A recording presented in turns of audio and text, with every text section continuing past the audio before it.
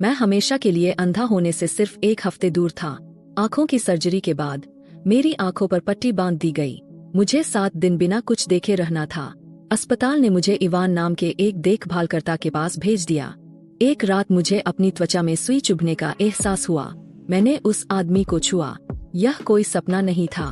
मैं दौड़कर आंगन में गई, इवान को पुकारा और वह मुझे अपने घर ले जाने के लिए वापस आया। एक पड़ोसी हमारा पीछा करता रहा, खिड़की से अंदर आया और सच उगल दिया। इवान नहीं था, वह एंजेल था। वह अदृश्य हत्यारा जिसने मुझे नशीला पदार्थ दिया था ताकि मैं हमेशा के लिए अंधा हो जाऊं। उसने मुझसे कहा कि वह मुझे बाहर निकलने में मदद करेगा।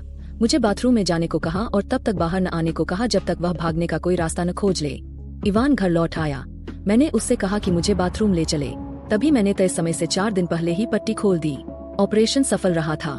मेरी नजर वापस आ गई थी। मैंने दरवाजा खोला और कमरे में अपनी तस्वीरों का एक कोलाज देखा। मैंने लिया को ढूंढा और उसे अलमारी में पाया, चाकू मरा हुआ। मैं एक कोने में बैठकर रोती रही। वह खून से लथपथ चेहरे के साथ अंदर आया। मैंने ऐसा दिखावा किया जैसे सर्जरी नाकाम हो गई हो। मैंने उसे प्यार भरे शब्द बोलते सुना, जबकि मैं बचने की कोशिश कर रही थी। रसोई में उसने मुझे चाय दी। मैंने उसे चाय डालते देखा। जब उसने कप नीचे रखा तो मैंने उसे बिना देखे ही बदल दिया। बाद में उसने एक फ्रीजर खोला। अंदर असली इवान की लाश थी। मैं अपनी घबराहट छिपा नहीं पाई।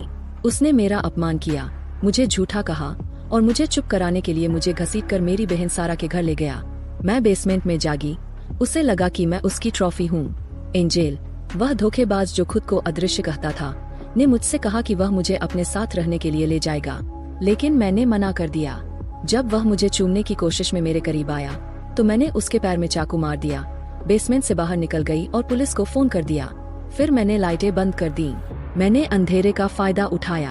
एंजेल ने मुझे देखने के लिए अपने कैमरे के फ्लैश का इस्तेमाल किया और आखिरकार रोशनी में उसका चेहरा दिखाई दिया।